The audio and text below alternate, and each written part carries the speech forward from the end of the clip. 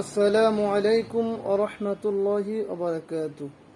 সম্মানিত বন্ধুগণ, আমরা এই তিনটা আমল মৃত্যুর আগ পর্যন্ত আমরা ছাড়ব না। আল্লাহ রব্বুল আলামিন 22তম পারা সূরাতু ফাতিরে 29 নম্বর আয়াত আল্লাহ রব্বুল আলামিন বলেন, ইন্নাল্লাযীনা ইয়াতলুনা কিতাবাল্লাহ ওয়া আকামুস সালাতা ওয়া আনফাকু মিম্মা রাযাকনাহুম সিররাও ওয়া আলানিয়াতান ইয়ারজুনা তিজারাতান লান তাকুর।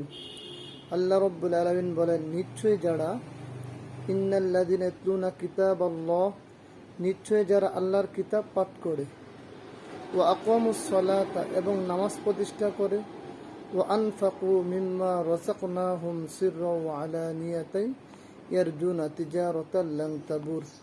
আল্লাহ যে ধন সম্পদ দিয়েছে আমাদেরকে, আমরা গোপনে এবং প্রকাশ্যে আমরা তা ব্যয় করব।